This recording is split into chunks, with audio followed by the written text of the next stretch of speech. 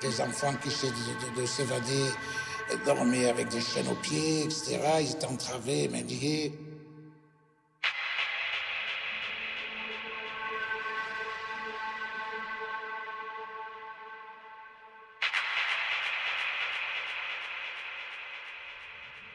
À partir de 1855, s'ouvre à Ajaccio, au lieu dit Moulinaccio, un établissement pénitentiaire correctionnel pour enfants, pudiquement appelé Colonie horticole de Saint-Antoine.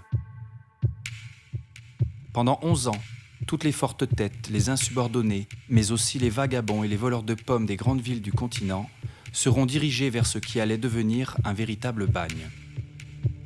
Plus de 1000 jeunes passeront par Saint-Antoine. Il en viendra de toute la France. Parmi eux, Jean Viala. Jean a 10 ans lorsqu'il arrive en Corse. Orphelin de père, il est condamné à 10 ans de colonie pour vol à l'étalage par la Cour impériale de Montpellier en 1856. Pendant toutes ces années, il sera malgré lui le témoin d'un système qui ira jusqu'au bout d'une logique implacable. Mettre au pas tous ceux qui ne rentrent pas dans le rang d'une société française en pleine mutation. Saint-Antoine est le fruit de 60 ans d'histoire mouvementée et de questionnements autour de l'enfermement des mineurs. Une histoire jalonnée par la création de dizaines d'établissements dans lesquels des milliers d'adolescents vont perdre leur âme et souvent leur vie.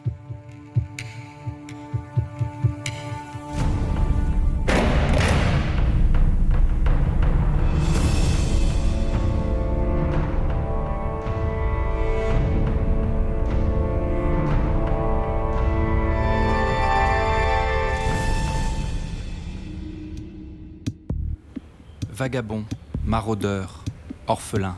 Dans la France du début du XIXe siècle, ils sont nombreux à voler, mendier ou courir le pavé pour améliorer l'ordinaire ou pour subsister dans un pays en proie à une très grande pauvreté, notamment à la campagne où les mauvaises récoltes se succèdent. À Paris et dans les grandes villes, la situation n'est guère meilleure. La bourgeoisie montante côtoie la pauvreté et la misère. En ce début de XIXe siècle, l'instabilité politique va de pair avec la fragilité d'une économie en pleine mutation qui voit pointer les prémices de la révolution industrielle et des bouleversements sociaux qui l'accompagnent. Une nouvelle classe laborieuse aux conditions de vie misérables apparaît et les villes comme Lyon ou Paris voient se développer un terreau propice à la délinquance juvénile. Une trentaine d'années plus tôt, la Révolution française avait posé les premières bases d'un texte autour de l'enfermement des mineurs.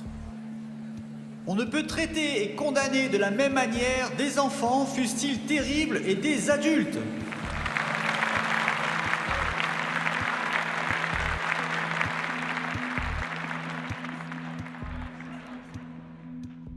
En 1791, une loi fixe la majorité pénale à 16 ans. Pour la première fois, la justice différencie pénalement le mineur de l'adulte. Avec la Révolution, les grands idéaux du siècle des Lumières refont leur apparition. Mais en ces temps troublés, l'idée philanthropique d'une prison qui amende et qui réhabilite l'individu est vite abandonnée. La dissuasion par la crainte prend le dessus. Seul l'abandon officiel de la torture du prisonnier apparaît comme un progrès humaniste. Désormais, tout condamné à mort aura la tête tranchée. En 1810, 6 ans après le Code civil, le Code pénal de Napoléon reprend la notion de majorité pénale à 16 ans et développe dans son article 66 la notion de discernement et de non-discernement. Autrement dit, la responsabilité du jeune devant ses actes.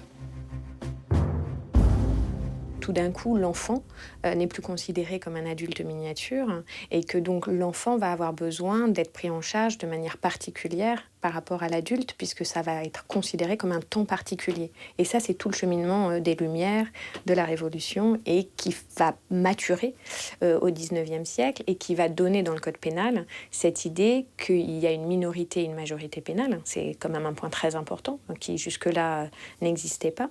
Donc quand vous avez moins de 16 ans, vous êtes pour la justice un mineur pénal, donc vous n'avez que la moitié de la peine par rapport à un majeur.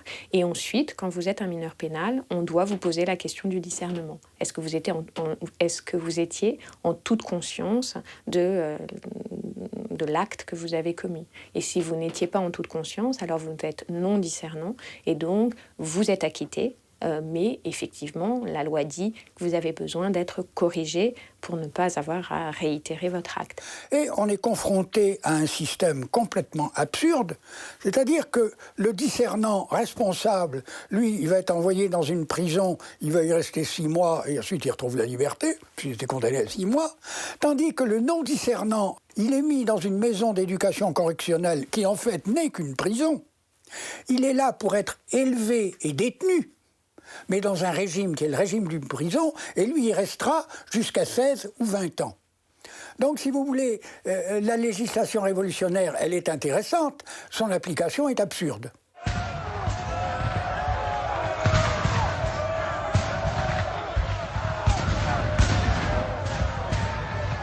Sous Napoléon, il va y avoir une autre forme de réponse. Et cette autre forme de réponse, c'est la conscription. C'est-à-dire que, en définitive, c'est l'armée napoléonienne qui va remplir le rôle pour les discernants et les non-discernants.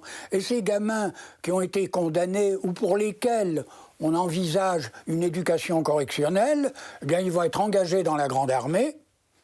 Et la plupart du temps, ils termineront leur vie entre Moscou et Paris.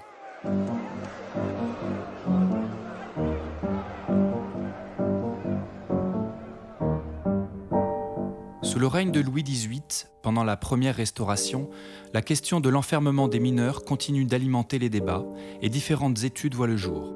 Des projets qui resteront lettres mortes, mais qui poseront les bases d'une réflexion autour de la question de la séparation des adultes et des enfants.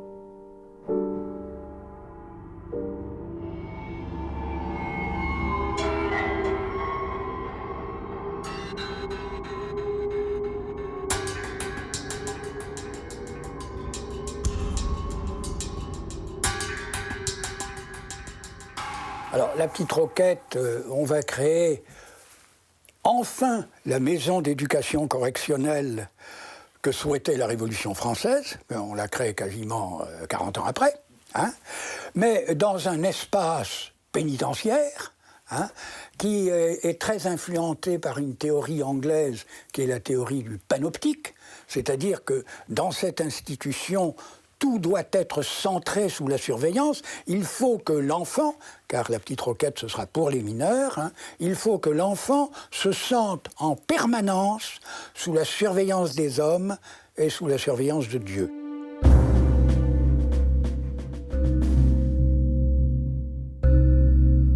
L'enfant est dans sa cellule, mais tous les jours, il va à la messe et il suit un cours dans cet amphithéâtre qui est au cœur même de la petite Roquette. Et là, comme il faut que le silence soit absolument respecté, on invente. Combien de temps ça a fonctionné, je suis bien incapable de le dire. On ne sait pas très bien. Hein, une partie des archives de la petite Roquette ont brûlé pendant la Commune. On invente un petit wagonnet, un petit train, qui circule dans les grands couloirs de la petite Roquette. Ce petit train est actionné par les gardiens. Chaque petit wagonnet s'arrête devant une cellule, le gardien ouvre la porte, le jeune détenu met une cagoule noire sur sa tête, il entre dans le petit wagonnet, les petits wagonnets s'acheminent vers l'amphithéâtre, et dans l'amphithéâtre, le jeune détenu entre dans une alvéole qui l'empêche de communiquer avec à gauche et à droite. Il n'a comme angle de vue que l'endroit où effectivement le prêtre dit la messe ou l'instituteur délivre son cours, et c'est à ce moment-là qu'il enlève sa cagoule noire. Ensuite, retour. Ces gamins, ils sont arrivés en 1830, hein. C'est là le début de l'industrialisation. Et l'industrialisation, elle va durer 40 ans. Donc l'image de la peur sociale et du fléau social, c'est une image qui va être dominante jusqu'à la fin du 19e siècle et qui va justifier ces institutions. Au silence rédempteur doit se substituer la nature rédemptrice. Face au principe carcéral de la petite Roquette, des voix se font entendre pour condamner l'enfermement et l'isolement.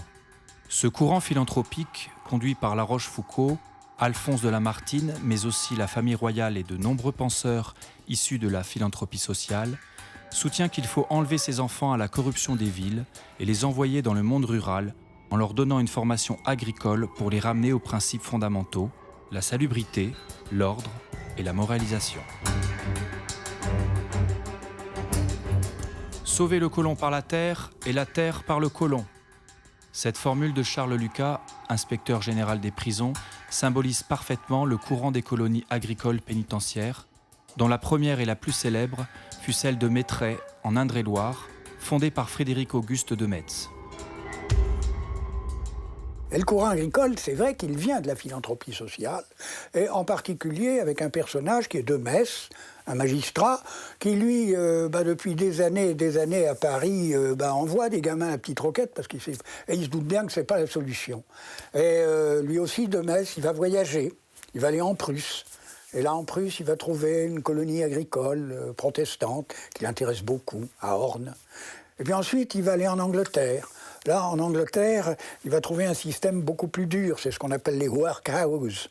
Alors là, je vous renvoie un peu à Charles Dickens. Il a beaucoup parlé des workhouses, des maisons de travail, où là, on prépare les jeunes enfants vagabonds anglais à devenir les futurs colons des colonies britanniques. Donc un régime extrêmement dur. Si vous voulez être colon là-bas en Afrique, il vaut mieux s'aguerrir. Donc un système très dur. Et il va créer Mettray, je dirais, à partir de ces deux références-là. La colonie agricole de Mettray reçoit ses premiers colons en 1840. C'est une colonie privée. Mettray est un hameau où les travaux agricoles et l'artisanat sont le quotidien des enfants. L'éducation est à la fois militaire, morale et religieuse. Les jeunes colons qui y sont envoyés viennent de toute la France, coupables le plus souvent de petits délits, de vagabondage, ou bien placés par leurs parents dans le cadre de la correction paternelle.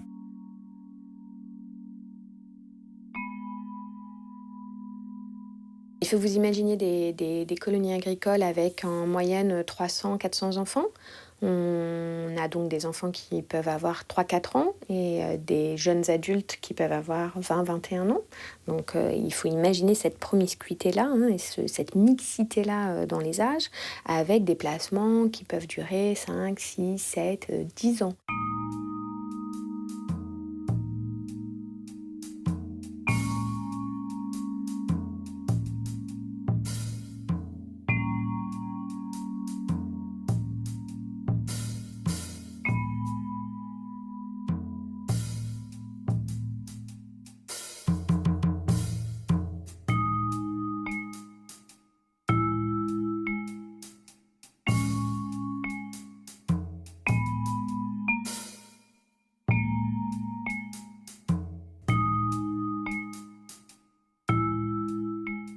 Et c'est même Mettray qui a lancé le modèle de la colonie privée, et dans un registre qui est bien le registre, alors je dis la bienfaisance sociale entre guillemets, parce que très rapidement on se rendra bien compte que certaines familles qui ont comme ça des terres à faire fructifier vont se faire agréer comme colonies agricoles pour recevoir des gamins qu'elles vont traiter de manière absolument scandaleuse uniquement pour faire fructifier le domaine.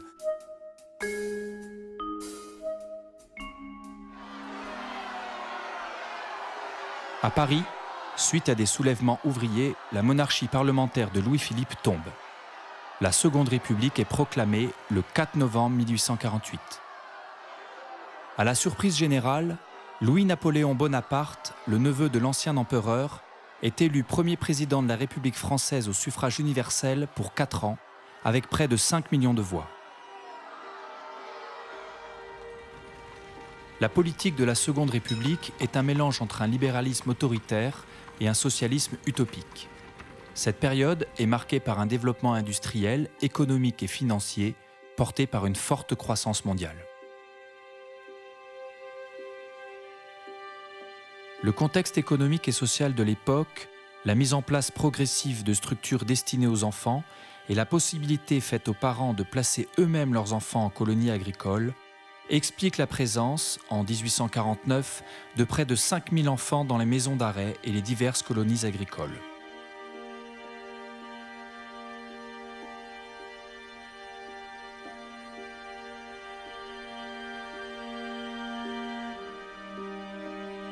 Le 5 août 1850, le législateur vote une loi sur l'éducation et le patronage des jeunes détenus qui entérine la création et le développement des colonies agricoles sur le modèle de Mettray pour les enfants acquittés au titre de l'article 66 c'est-à-dire jugés non responsables de leurs actes, non discernants selon le terme juridique de l'époque.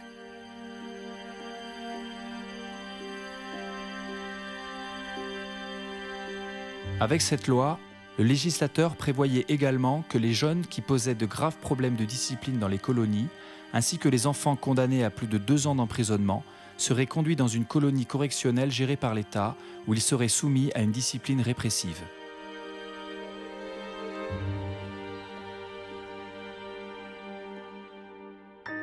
Dès son arrivée au pouvoir, Louis-Napoléon Bonaparte avait envisagé d'employer un certain nombre de condamnés, adultes et enfants, à des travaux à l'extérieur des murs des prisons, conformément à ses idées exprimées en 1844 dans son ouvrage « L'extinction du paupérisme ».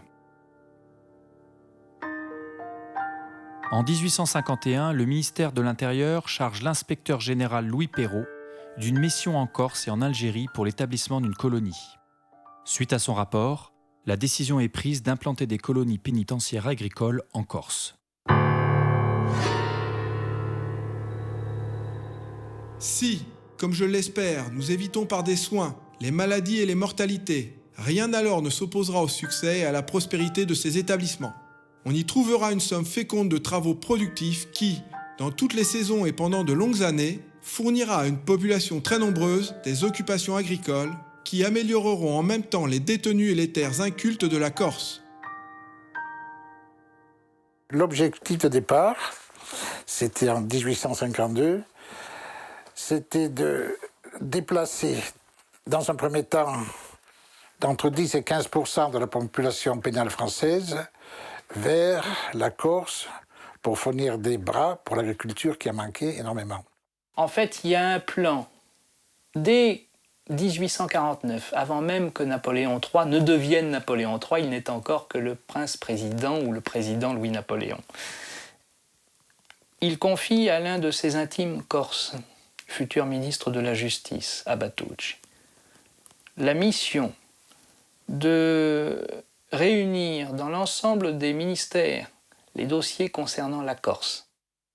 Monsieur le ministre, après avoir visité l'Algérie, puis la Corse, je suis en mesure de vous dire que l'emplacement idéal pour cette nouvelle colonie correctionnelle est la Corse, et plus précisément Ajaccio, au lieu-dit Saint-Antoine. L'isolement de la Corse me paraît être une excellente solution pour ce type d'établissement. Parfait, voilà qui va faire plaisir à l'empereur. Vous n'êtes pas sans savoir qu'avec notre nouveau ministre de la Justice, M. Abatucci, l'empereur est très attaché au développement agricole de l'île. Voilà donc une main-d'œuvre toute trouvée. C'est donc dans ce contexte que sont créés simultanément, par décret, en septembre 1854, le pénitencier agricole de Cotti-Chiavari pour les détenus adultes et la colonie correctionnelle de Saint-Antoine pour les plus jeunes. Saint-Antoine est une colonie disciplinaire publique gérée par le ministère de l'Intérieur. Toutes les fortes têtes des autres colonies agricoles de la métropole y sont envoyées. Elles s'installent à 3 km de la ville d'Ajaccio, au lieu-dit Moulinaccio, sur 325 hectares de terrains municipaux, provenant d'un legs du cardinal Fesch, l'oncle de Napoléon Ier. Malgré le cadre enchanteur du golfe d'Ajaccio, la vallée de Saint-Antoine, au XIXe siècle, est loin d'être un lieu de villégiature. Elle était infestée par les fièvres que les habitants contractaient durant les premiers mois chauds. Dès le début de l'été, la vallée était abandonnée par les bergers qui migraient avec leurs troupeaux vers les hauteurs. Pour cultiver les plaines, il fallait éradiquer la malaria. C'est dans ce sens-là que Napoléon III, avec le ministre Abatucci, ont choisi la Corse pour justement éradiquer toutes ces maladies et mettre en culture ces plaines qui, on dit qu'à l'époque de Rome, elles étaient extrêmement fertiles. En janvier 1855, au petit matin, ils sont une centaine d'enfants et jeunes adultes à débarquer sur le port d'Ajaccio en provenance de Marseille. Dès leur arrivée, ils sont mis au travail pour ouvrir une route entre Ajaccio et leur baraquement. Principalement originaires de la région parisienne, de la Bretagne ou du Nord, ils ont entre 8 et 21 ans. Certains sont là parce qu'ils ont été exclus de Mettray ou d'autres colonies pour indiscipline.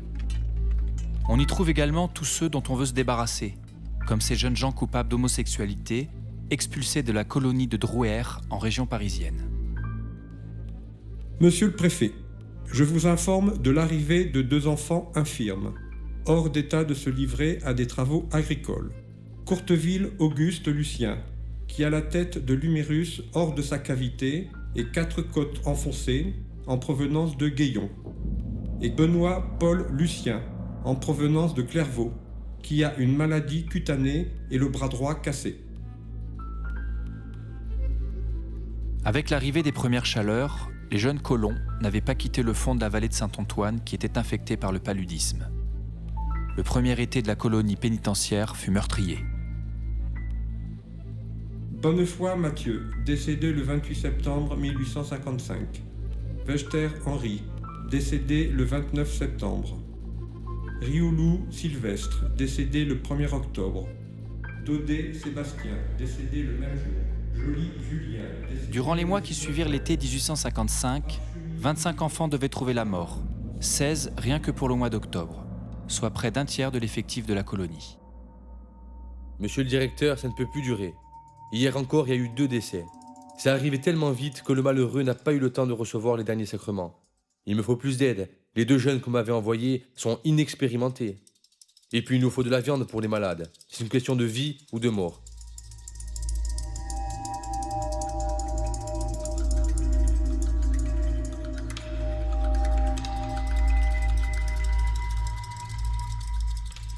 C'est dans ce contexte que Jean Viala arrive à Saint-Antoine. Jean est orphelin de père et habite Sète lorsqu'il est arrêté pour vol à l'étalage. Lors de son procès, il est condamné à 10 années de colonie agricole. Après quelques mois près de Montpellier, il est envoyé à la colonie correctionnelle de Saint-Antoine le 10 juin 1856. Il est âgé de 10 ans. Lorsque le juge a prononcé la sentence, je n'ai pas bien réalisé. Il m'a d'abord parlé de Montpellier, et puis d'une île perdue au large de Marseille, avec une toute nouvelle colonie faite pour des jeunes comme moi.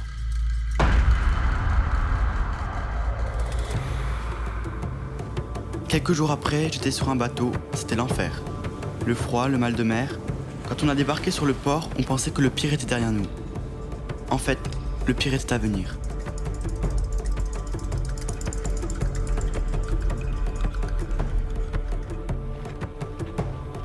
Les baraquements qui nous servaient de dortoir se situaient au fond d'une petite vallée, à même pas 1 heure rapide d'Ajaccio. La première chose qui m'a frappé quand je suis arrivé, c'est que c'était les colons eux-mêmes qui construisaient les baraques. On nous demandait de construire notre propre prison.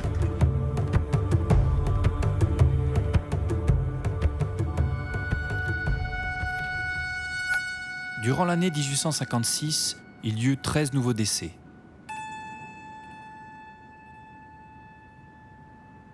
Persuadé que les travaux d'assainissement réalisés par les enfants amélioreraient la situation, la direction de Saint-Antoine persiste. Mais à Paris, le nombre important de morts qui sont décrits dans les différents rapports inquiète le ministère. En novembre 1856, l'inspecteur général pour l'agriculture, Louis-Amédée Boitel, conduit une inspection des pénitenciers de Corse. En janvier 1857, il remet son rapport au ministre. L'insalubrité de Saint-Antoine, attestée par le directeur et le sous-directeur et renommée par les hommes pratiques, notamment par les bergers, était jusqu'à un certain point contestée par M. Carlotti, inspecteur du pénitencier, et par M. le préfet. Ces messieurs inclinaient au contraire pour la salubrité ou au moins pour la possibilité de l'assainissement à l'aide de cultures et de quelques travaux de drainage. Dans ces opinions contradictoires, j'ai cru de mon devoir de provoquer une enquête au siège même de l'établissement, afin de connaître par la discussion et par l'examen des lieux la véritable pensée de ces fonctionnaires au point de vue de la salubrité de Saint-Antoine. Au milieu de l'infirmerie, en présence de 25 détenus malades de la fièvre, j'ai posé cette question. Pensez-vous que Saint-Antoine soit insalubre et qu'il reste insalubre quoi qu'on fasse ? J'en ai la conviction, me répondit le docteur Versine. Quant à M. Carlotti, il ne met pas en doute l'insalubrité dans l'état actuel des choses. Seulement, il espère que le développement des cultures améliorera sensiblement les conditions hygiéniques de cette localité.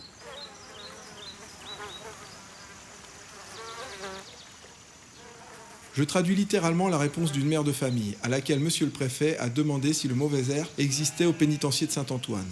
« Pour rien au monde, dit-elle, je ne passerai l'été en cet endroit. À la rigueur, ce lieu peut aller pour vos détenus, mais il ne saurait convenir à mes enfants. L'autre côté de la vallée vaut-il mieux que celui de Saint-Antoine ? Oui, certes, répondit-elle. Et pour compléter sa pensée, elle continue. Le versant nord, c'est la mort. Le versant sud, c'est la vie. la création des pénitenciers agricoles de Corse avait vocation à participer à l'assainissement des plaines et au développement des cultures.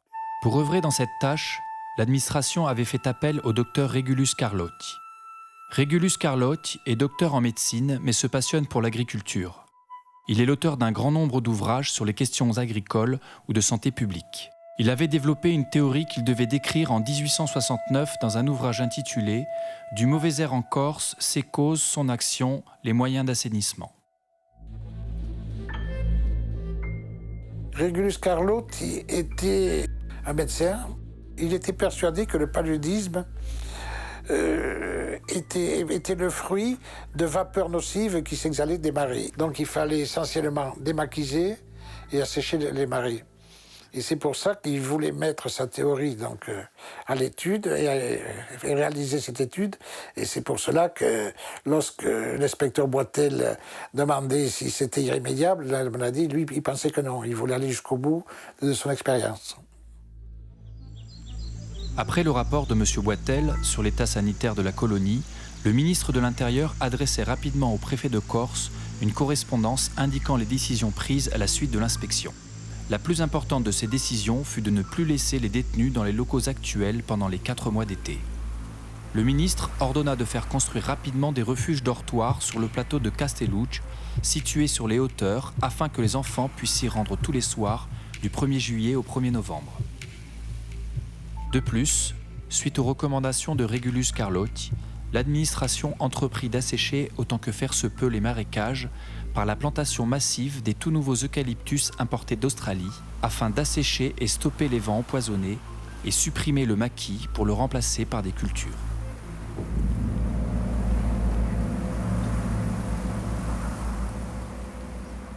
Tous les jours, c'est la même chose. Lever avant le soleil et travail. Creuser, porter des pierres, pousser des brouettes de terre, ça ne s'arrête jamais. Le seul moyen pour y échapper, c'est l'infirmerie. Mais avec ses maudites fièvres, elle est toujours pleine. L'autre jour, un grand m'a montré un truc pour rester plus longtemps à l'infirmerie. Il faut se mettre de la laine dans la plaie, comme ça elle ne se referme pas. Il faut juste faire attention de ne pas se faire attraper, sinon c'est l'isolement. Au trou et au fer pendant 3 jours. Il y a énormément d'infections cutanées, de champignons que les enfants attrapent, pour lesquels ils vont être ensuite très mal soignés et parfois pour lesquels ils vont mourir. Les conditions d'hygiène sont mauvaises dans les colonies agricoles pénitentiaires. On n'a pas de drap, on dort sur des paillasses qui ne sont pas lavées, et chaque enfant après l'autre. On mange mal, très peu de viande, même pas. Des fois, dans certaines colonies, on se rend compte que c'est exceptionnel la viande, puisque par exemple, on l'offre au 14 juillet, ce qui veut dire que peut-être avant le 14 juillet, il n'y en a pas eu. C'est surtout un régime de pommes de terre, de pâtes, de riz. Monsieur le préfet, les mouvements de l'infirmerie sont toujours également capricieux. L'effectif est d'aujourd'hui de 14 malades, dont 10 enfants et 4 adultes. Le nommé Labi est décédé dans la semaine à la suite d'une diarrhée chronique, qui ne l'avait pas quitté depuis son arrivée en Corse.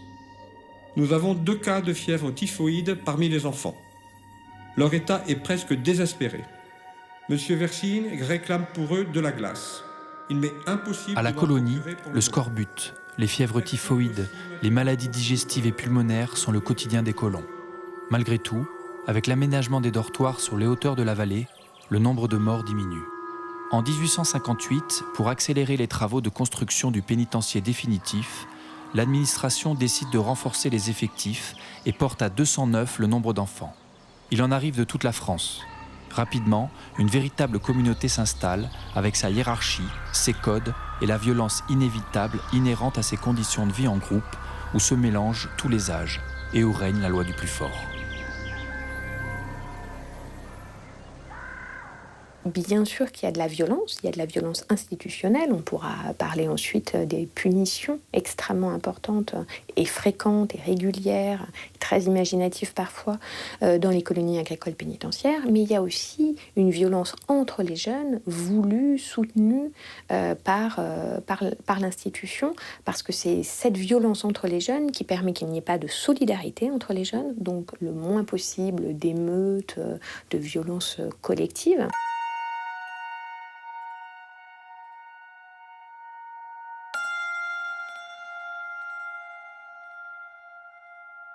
des violences qui sont bien sûr de l'humiliation, des coups, mais aussi des violences sexuelles.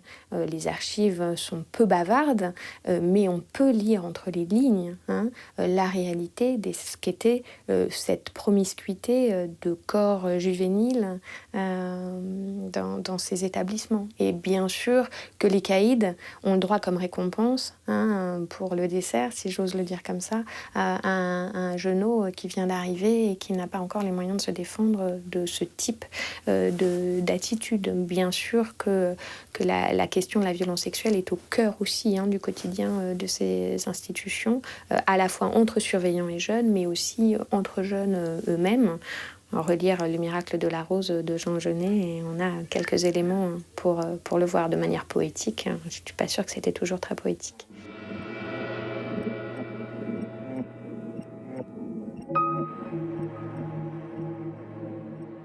De la première année, il y a des premiers gardiens qui ont été nommés du continent, d'autres centrales. Et le gardien-chef également. Et dans les 6 mois, ils sont repartis. Il y a eu des problèmes, on ne sait pas pourquoi, mais ils ont été révoqués, il y en a qui ont été révoqués, ils sont partis. Et le reste, c'était les gens qui avaient été recrutés localement. Et la très grande majorité des gardiens étaient des gardiens corses, mais qui étaient fonctionnaires du ministère de l'Intérieur. À la colonie, c'est chacun pour soi. On ne peut se fier à personne. Votre copain de chambrée peut vous dénoncer à la moindre occasion pour une récompense ou une ration supplémentaire. Le pire, c'est qu'il faut même se méfier des gardiens, qui ont souvent la main leste ou le coup de trick facile. Ils sont tous des brutes. Personne ne nous protège des mauvais traitements. En rentrant des travaux à 6h du soir, 5 enfants ont été battus de 10 à 15 coups de martinet sur les mains donnés par le premier gardien pour avoir fait quelques observations à leur chef d'escouade. D'autres ont été mis au pain sec pour 24 heures pour le même motif.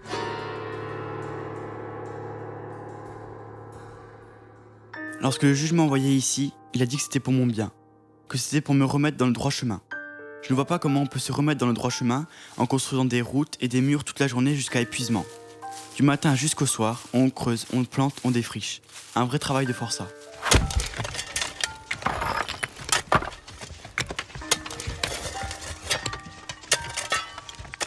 Toute la vallée est en culture. On voit aujourd'hui que des maquis, tout était en culture, tout était planté, tout était semé. Pour les années 1860, par exemple, il avait été prévu 40 hectares de plantation. Dans les 40 hectares de plantation, il y avait 10 hectares de vignes. Et le reste 30 hectares, c'était du blé, c'était du maïs, c'était des jardins, etc., etc. En plus de ces travaux de plantation, il y avait des travaux d'élevage. Il y avait plusieurs centaines de moutons qui étaient élevés par les enfants. Plus, il y avait quand même la taille des arbres, le ramassage des olives, des oliviers. Donc, il y avait pas mal de travail de la ferme. C'est dans le principe même des colonies agricoles pénitentiaires. Il s'agit de les former, d'en faire des travailleurs. On est au XIXe siècle. Mais petit à petit, la notion de la formation va être oubliée au bénéfice de l'activité. De l'activité. On va les faire travailler. D'abord, les faire travailler parce que ça va faire de la production et ils vont produire. Et puis ensuite, les faire travailler parce que ça va les fatiguer, les épuiser et qu'on aura beaucoup moins de problèmes dans le cadre de la discipline à l'intérieur de ces institutions.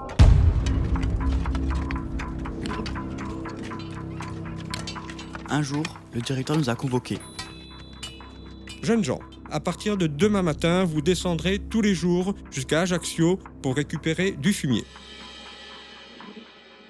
En fait de fumier, il s'agissait de faire le tour d'Ajaccio pour ramasser les excréments des habitants et en faire de l'engrais pour nos cultures.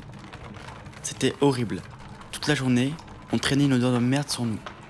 Obligés de ramasser avec des pelles tout ce que la ville produisait.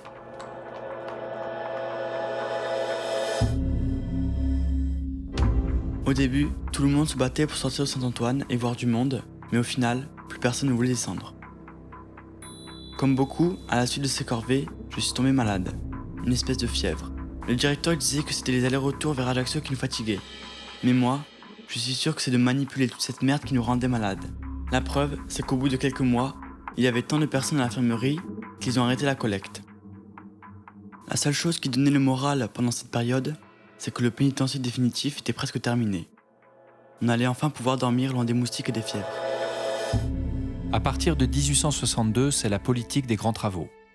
Dans le nord de la Corse, un troisième pénitencier agricole voit le jour, à Casabiande.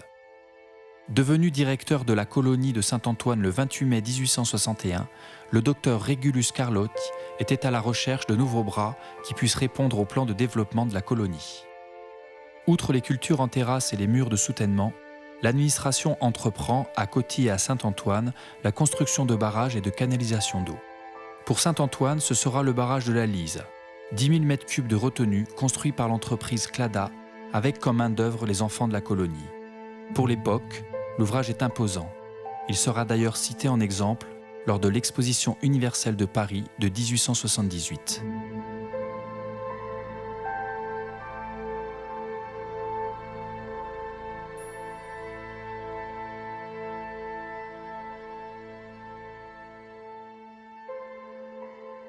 Avec ces ouvrages et l'avancement des travaux, le tout nouveau directeur est en passe de gagner son pari. En quelques années, et grâce au travail des enfants, la vallée s'est transformée. Certes, les fiefs sont toujours là, mais avec le tout nouveau bâtiment sur les hauteurs de Castellucci, on ne meurt plus à la colonie. En tout cas, moins rapidement. En revanche, la discipline, elle, est de plus en plus dure. Lorsque les enfants étaient punis, lorsqu'ils avaient commis, disons, un délit, dans les colonies agricoles classiques, c'était le directeur qui sermonnait, etc. Saint-Antoine étant une structure d'État, c'était le code des prisons, comme je l'ai déjà dit, qui s'appliquait. Et donc les enfants étaient traduits devant le prétoire. Les premières punitions, ça peut être une privation de repas, ça peut être aller faire quelques kilomètres dans la nature, éplucher quelques kilos de pommes de terre, voilà. Et puis après, ça, vraiment la punition la plus... Après, il y a les coups, et puis après, mais ça, c'est pas vraiment autorisé. Et puis après, la punition la plus autorisée et la plus légale, on va dire, et très, très fréquente dans les colonies agricoles pénitentiaires, c'est le mitard, c'est le cachot, c'est l'isolement.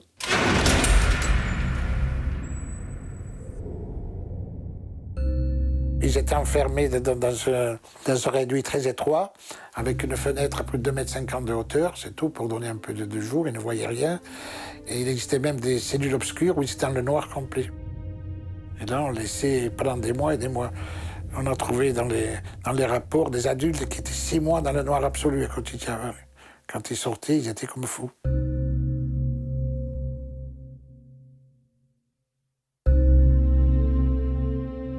Vous allez avoir des enfants qui vont être totalement détruits par cette violence, et vous allez avoir des enfants qui vont se révolter contre cette violence et qui vont être dans une escalade de violence. Il y a de l'automutilation, il y a des enfants qui arrêtent de se nourrir, et il y a des enfants qui vont faire des tentatives de suicide.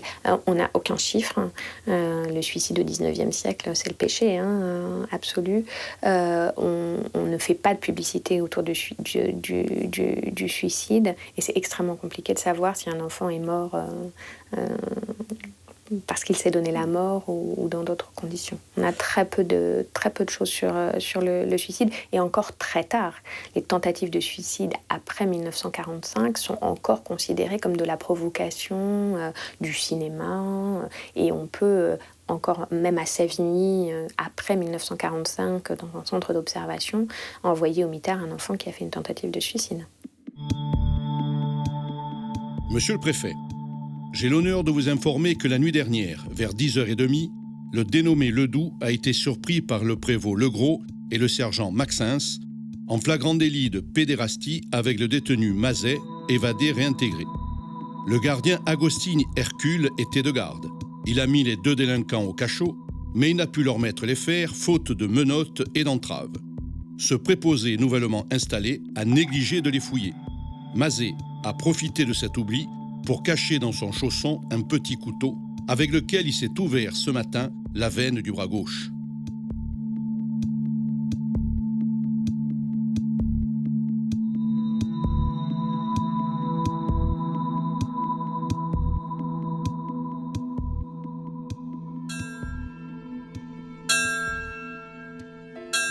Le premier dimanche de chaque mois, on était autorisé à écrire à nos parents ou à notre famille. Comme il n'y avait pratiquement pas d'école à la colonie, un gardien nous aidait à le faire. Les réponses étaient rares, et si nous voulions avoir une chance que notre courrier parte, il ne fallait surtout pas raconter ce que nous vivions. Sans nouvelles de leurs enfants ou à la réception de lettres clandestines, de nombreux parents s'inquiétaient et s'adressaient aux autorités de leur domicile pour obtenir une libération conditionnelle ou tout au moins une lettre rassurante.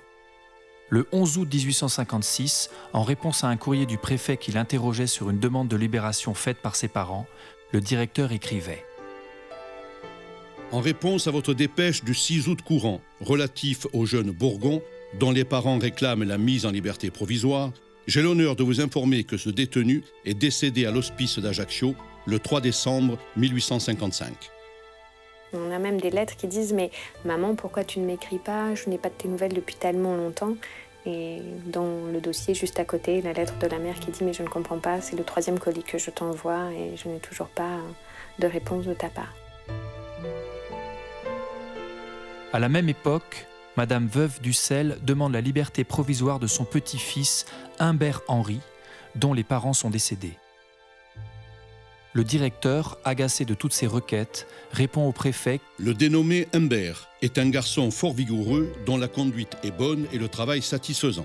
Toutefois, j'attire votre attention sur le fait que la grand-mère du jeune Henri a encore 3 jeunes enfants à surveiller.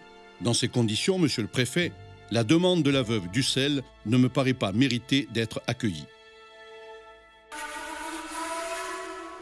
Malgré la surveillance des gardiens, un soir d'avril 66, nous avons tenté de nous échapper de la colonie. Nous étions 5. Périchou, Béraud, Pilot, Moisan et moi. Nous étions tous les 5 placés en brigade de punition. Faute de place, le soir, nous dormions dans la même cellule. Malgré nos fers aux pieds, nous avons réussi à forcer les barreaux et à glisser jusqu'en bas avec nos couvertures. Les gardiens ronflaient tellement fort qu'ils ne nous ont même pas entendus. Je me souviens très bien de leurs noms, Trinita et Venturini. Grâce à nous, ils ont pris 10 jours sans solde. Bien sûr qu'il y a des évasions. Il y a des évasions et il y a eu des évasions tout au long de l'histoire des colonies agricoles pénitentiaires. Il y a eu certainement plus de projets d'évasion que d'évasions réussies. Il y a eu beaucoup d'évasions qui ont avorté et beaucoup d'évasions où les évadés se font rattraper. Dans la plupart des cas, les enfants se font rattraper.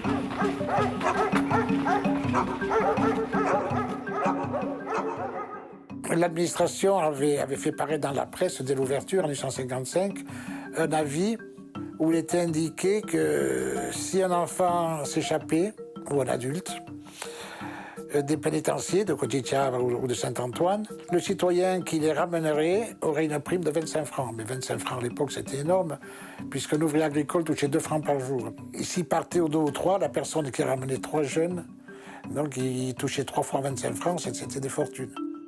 On n'a pas été bien loin. On s'est caché dans des vignes et au petit matin, on est tombé sur un garde champêtre et des paysans qui nous ont poursuivis. À midi, on était de retour à la colonie, direct au cachot.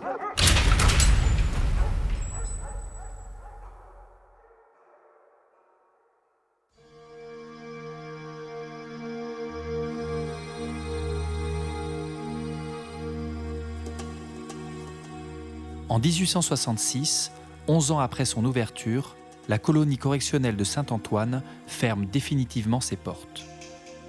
La forte mortalité liée aux problèmes d'insalubrité furent en grande partie la cause de cette fermeture. Sur les 1136 enfants qui passèrent par cet établissement, 160 devaient décéder. À ce moment-là, 275 enfants étaient encore présents au sein de l'établissement. 11 devaient décéder dans les premiers mois de l'année, 106 ont été libérés et 178 ont été transférés vers d'autres colonies, notamment vers celle de Sainte-Anne, sur l'île du Levant. Parmi les libérables, tous ne rentrent pas chez eux. En 1864, le directeur Régulus Carlotti intervient auprès du ministre de l'Intérieur pour faire engager les jeunes détenus directement dans l'armée sans l'avis des parents. Ce sont ainsi une quinzaine de jeunes qui sont enrôlés dans l'armée française. D'autres sont renvoyés chez eux et quelques-uns sont libérés avec interdiction de retourner dans leur famille pendant 3 ans. Quel bonheur lorsque le directeur nous a annoncé notre libération. J'étais tellement content que je n'ai pas compris tout de suite quand il m'a parlé de cette lettre de 7 et de ma conduite durant toutes ces années. Le jeune Viala est un de ces êtres dont la société aura toujours besoin de surveiller. Il y a chez lui une absence à peu près complète de sens moral et presque de sentiment. Il est toujours brutal, paresseux et ne se préoccupe que de satisfaire ses besoins matériels. La lettre de monsieur le maire de Sète, dont je joins copie, prouve qu'il trouvera dans sa famille des mauvais exemples et des incitations à mal faire. Le directeur Soussigné pense donc qu'il sera dans l'intérêt de la société, comme dans celui, bien entendu, du jeune libérable, de lui assigner une autre résidence que celle de Sète. Les enfants qui étaient libérés étaient mis sur le bateau, on leur payait leur place de bateau, on leur donnait un trousseau, on les habillait, on leur donnait une petite somme, un tout petit pécule, et là, ils avaient un sauf-conduit, donc, pour présenter aux autorités, parce que le vagabondage était interdit à l'époque. Et un jeune qui était arrêté par la maréchaussée, s'il n'avait pas de papier, s'il ne disait pas ce qu'il faisait, donc il avait un sauf-conduit pour se rendre chez lui. Il avait une autorisation de circuler. Et donc il circulait sur les routes à pied et il repartait pour rejoindre leur lieu d'origine, que ce soit le nord de la France, que ce soit l'Est, que ce soit la Normandie, la Bretagne, la région parisienne. Il partait à pied. Dès le lendemain, on m'a remis la somme de 11 francs, un habillement complet et un billet pour le bateau vers Marseille. Je quittais donc Saint-Antoine après 10 ans de travail et d'humiliation. Et même après tout ce temps, on m'empêche de rentrer chez moi. Quel crime ai-je donc bien pu commettre pour mériter cela? Aujourd'hui encore, je continue à me poser la question.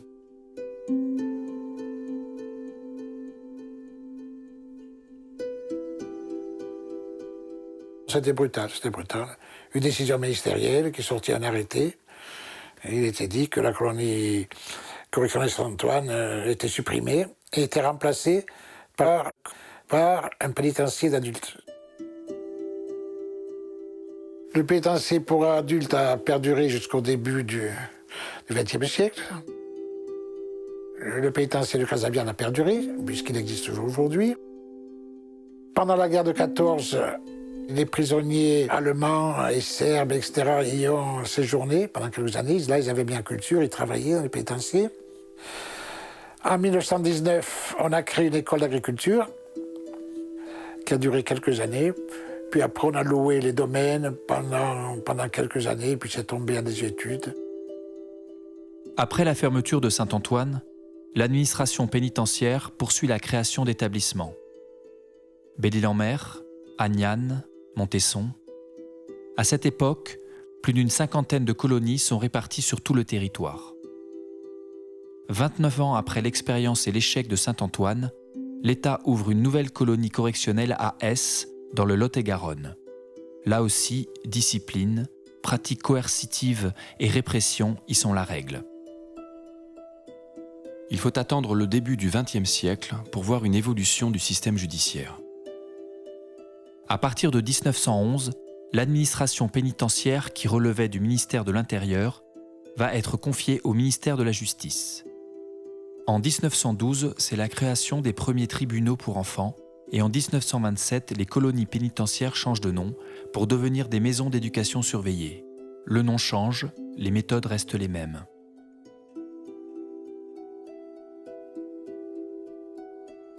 Mais dans les années 30, de plus en plus de voix se font entendre pour dénoncer le système des pénitenciers pour mineurs. Une importante campagne de presse menée entre autres par Alexis Danan, grand reporter à Paris Soir, dénonce les mauvais traitements et les conditions de vie des jeunes colons. C'est la révolte des petits bagnards de Belle-Île-en-Mer en été 1934 et la chasse aux enfants qui s'en suivit qui soulèvera dans la population une vague d'indignation sans précédent. Les fermetures s'enchaînent.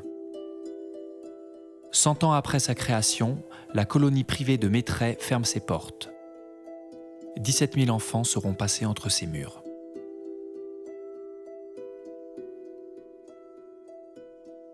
En 1937, César Camping, député de la Corse et garde des Sceaux, présente une proposition de loi pour le droit et la protection des mineurs. Mais ce sera sa femme, Hélène Camping, avocate et fille du député de la Corse Adolphe Landry, qui, à la mort de son mari, reprendra le combat pour la protection des enfants en justice. Elle préside alors la commission qui rédige l'ordonnance du 2 février 1945 portant sur l'enfance délinquante. Cette ordonnance marque une rupture dans le traitement judiciaire des mineurs. On met en place les juges pour enfants et une direction de l'éducation surveillée est créée quelques mois plus tard. La justice des mineurs devient une justice spécifique. L'ordonnance de 1945 fait toujours référence et reste au cœur du débat public.